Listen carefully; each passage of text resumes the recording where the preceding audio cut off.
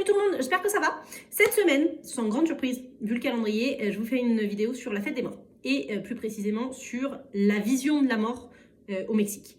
Parce que la fête des morts c'est très bien et on en parle pendant quelques jours et voilà, ok. Mais je pense qu'une fois que vous avez compris la vision de la mort, ça vous aide à comprendre déjà beaucoup plus de choses quand vous viendrez ici. Et c'est super important. Donc, première chose super importante à savoir, c'est que ici, la mort, c'est pas la fin, c'est juste une étape. Depuis toujours, hein, bien avant la colonisation, la mort a toujours été une étape. C'est-à-dire que s'il y a une chose de laquelle on est tous sûrs à 100%, bah, c'est qu'un jour on va mourir. On ne sait pas quand, on ne sait pas comment, on n'a pas forcément envie, mais on sait que ça va arriver. Donc la mort, c'est une étape et c'est ce qui nous permet de pouvoir ensuite continuer. Après la mort, ben, on passe dans le monde des morts et tous les ans, on va revenir sur Terre pour passer du temps avec les vivants. Et c'est la fête des morts. Voilà. En très très gros résumé, c'est ça. Mais l'idée, c'est vraiment ça, c'est de se dire que oui, quelqu'un est décédé, alors on est triste, hein, c'est pas parce que c'est pas la fin qu'on n'est pas forcément triste, mais en tout cas, il y a ce côté où on se dit que tous les ans, on va pouvoir passer du temps avec les morts parce qu'ils reviennent nous rendre visite. Et c'est une fête qui est pratiquée dans tout le pays, par tout le monde, les jeunes, les moins jeunes, le nord du pays, le sud du pays, les très très religieux, les pas du tout religieux, peu importe. Ça fait partie des rares choses qui ont été conservées à 100% malgré la colonisation, malgré le passage à la religion catholique, etc. On est dans un pays qui est quand même à plus de 90% catholique. Donc se dire que tous les ans, les morts reviennent nous voir et ensuite ils repartent, ça colle pas forcément, mais voilà, ça a été conservé. Moi, c'est une fête que je trouve absolument géniale et une vision que je trouve géniale parce que on est, alors pour la majorité, je pense, on a été élevé dans des pays où on parle pas de la mort. On n'en parle pas, c'est un tabou, on n'a pas envie, on l'évite. Ne parle pas de ça, va pas nous porter malheur. Hein. C'est pas le sujet qu'on va aborder au dîner le soir en famille parce que ça se fait pas. Voilà. Et c'est un truc qu'on met de côté. Ici, la mort, on sait qu'elle va arriver et on l'intègre parce qu'on n'a pas le choix finalement. Et c'est pour ça que vous avez des têtes de mort absolument partout. Alors là, avec la fête des morts qui approche, il y a les décorations, il y a les Catrinas, il y a tout, et c'est multiplié par 10. Mais tout le reste de l'année, quand vous venez au Mexique, et ça j'ai énormément de vacanciers qui me disent mais pourquoi il y a des têtes de mort partout? Alors c'est pas des têtes de mort qui font peur ni rien du tout, hein, au contraire, c'est joli, c'est stylisé, c'est coloré, toujours très coloré. Et on le retrouve sous toutes les formes, les vêtements, la déco, tout ce que vous voulez. Mais c'est une manière de se rappeler que la mort fait partie de la vie et qu'elle n'est pas loin finalement. Donc voilà, vous pourrez vous acheter des souvenirs avec des têtes de mort.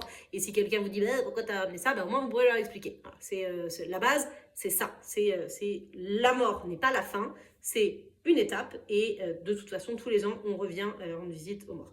Et il ne faut pas oublier que les gens meurent une fois qu'on les oublie. Pas une fois qu'ils sont décédés physiquement, une fois qu'on les oublie. Donc, tant qu'on continue à les honorer et tant qu'on fait la fête avec eux tous les ans, ils ne meurent pas vraiment. Voilà. Donc voilà, qu'est-ce qui se passe concrètement pour la fête des morts? Donc c'est une fête qui commence le 28 octobre et qui termine le 3 novembre. Avec des étapes, le jour le plus important étant le 2 novembre. Et l'idée, c'est d'installer des petits hôtels avec des bougies pour que les morts puissent nous trouver, hein, qu'ils aient de la lumière, avec un verre d'eau, parce qu'ils auront soif après le voyage, avec du pain des morts, c'est un pain qu'on fait exclusivement à cette période, avec énormément de fleurs et principalement des cempasúchil, c'est une fleur qui est cultivée pour la fête des morts et on en consomme des tonnes et des tonnes et des tonnes et des tonnes dans tout le pays. Et voilà, un hôtel qui soit très coloré avec des choses que les défunts aimaient. Donc s'ils aimaient le chocolat, on peut mettre du chocolat. S'ils aimaient le café, on met une petite tasse de café. Et s'ils aimaient le mezcal, on met un petit verre de mezcal. Voilà, peu importe, mais personnalisé. Et l'idée, c'est de leur dire, d'une, on vous a pas oublié. De deux, on est là et on a envie de faire la fête avec vous et de passer un moment vraiment festif. C'est la fête des morts. C'est pas la Toussaint comme à beaucoup d'endroits où on se dit grosse ambiance, acheter les chrysanthèmes et puis on va au cimetière et puis c'est triste parce que la mort c'est quelque chose de triste dans beaucoup de pays. Ici, ça veut pas dire qu'on n'est pas triste quand les gens meurent, hein, vraiment j'insiste là-dessus, mais bah, ça arrive, c'est comme ça, et encore une fois, tant qu'on les oublie pas, bah, ils meurent pas vraiment. Donc on continue à faire la fête, on continue à les honorer. Certains font la fête à la maison, certains vont faire la fête au cimetière pour être au plus près des défunts et pour que le chemin soit encore plus facile pour qu'ils puissent nous trouver. Vous avez des familles qui passent la nuit au cimetière, qui apportent à manger, à boire, ils peuvent avoir de la musique, ils peuvent boire de l'alcool, ils peuvent chanter, ils peuvent danser s'ils ont envie. Peut-être qu'à côté, vous aurez une famille qui sera beaucoup plus calme. Mais voilà, c'est une fête familiale et c'est pratiqué vraiment dans tout le pays. Voilà, donc ça c'est pour la fête des morts. La vision de la mort, vous avez une idée un peu plus précise. Après, dans les représentations que vous allez avoir, alors je vous ai dit les têtes de mort qui est un petit peu partout. Et vous allez voir que la mort ici, c'est, alors on l'appelle la Catrina, c'est une belle femme avec une longue robe, un grand chapeau et la petite ombrelle. La robe est colorée, le chapeau est coloré, il y a des couleurs partout.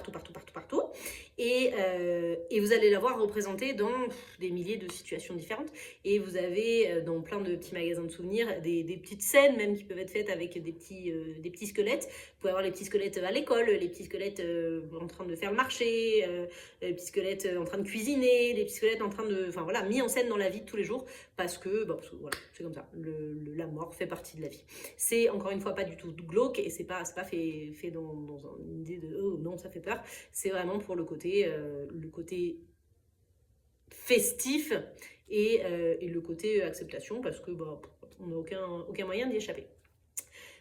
Voilà, dans les grandes lignes, je pourrais vous en parler pendant beaucoup plus longtemps, mais j'essaie de faire ça pas trop long. Après, si vous avez des questions plus précises, vous me direz. Beaucoup d'entre vous m'ont demandé, on vient à cette période, qu'est-ce qu'on peut faire? Est-ce qu'il y a des festivités? Est-ce qu'on peut y participer? Et alors, en général, je vous dis souvent que passer la fête des morts au Mexique, c'est un petit peu comme passer Noël à New York ou à Paris. Dans le sens, pas pour le côté religieux, hein, mais dans le sens où il y a une ambiance, il y a un folklore, on sent que, quand on se promène dans la rue, on sent que c'est la fête et on sent que c'est cette période, mais en même temps, c'est une fête qui est extrêmement personnelle, extrêmement familiale. Donc voilà, il y a des défilés, il y a toujours un défilé à Cancun, il y a un défilé à Playa del Carmen. Le défilé le plus important, il est à Mexico, pour ceux qui y seront à cette période. Il est top. Donc voilà, il y a ça. Dans les hôtels, en général, il y a des spectacles, il y a des animations, même dans la rue, il va se passer des choses. Maintenant, vous pouvez essayer éventuellement d'aller au cimetière, à Playa del Carmen ou à Cancun. Ce ne sera pas mal vu, à condition, et vraiment à condition, mais majuscule, que vous soyez respectueux. Mais respectueux, c'est-à-dire que si vous voulez aller dans un cimetière pour voir comment les gens fêtent la fête des morts, allez-y en tant qu'être humain, pas en tant que touriste. Et oui, il y a une petite différence. C'est-à-dire que si vous arrivez, que vous voulez prendre une photo d'ensemble du cimetière parce que c'est beau, parce que c'est fleuri, parce que c'est coloré, oui, mais mettez-vous à leur place. Simplement, mettez-vous à leur place. On parle pas fort entre nous, on s'interpelle pas pour dire « Ah, regarde, là, t'as vu, c'est joli !» On prend pas des photos proches, voilà. C'est bête à dire et je sais que beaucoup d'entre vous sont en train de dire « Bah oui, évidemment !» Croyez-moi, si je le dis, c'est pas pour rien. C'est du vécu. Et c'est aussi pour ça que, personnellement, je ne propose pas d'excursion autour de la fête des morts. Je sais que certains le font. C'est 100% perso. Et s'ils le font, tant mieux pour eux. Et je sais que ça plaît à beaucoup. Mais voilà, moi, je me dis que j'aimerais pas que des touristes viennent me prendre en photo à ce moment-là. Donc, voilà, c'est ma décision perso. Bon, j'espère que ça vous aura aidé un petit peu. C'est une vidéo un peu longue, mais en même temps, si vous l'avez regardé jusqu'au bout, c'est que le thème vous intéressait. Après, on en discute, ou si vous avez des questions, mettez-les en commentaire et j'essaierai d'y répondre le plus précisément possible. À bientôt!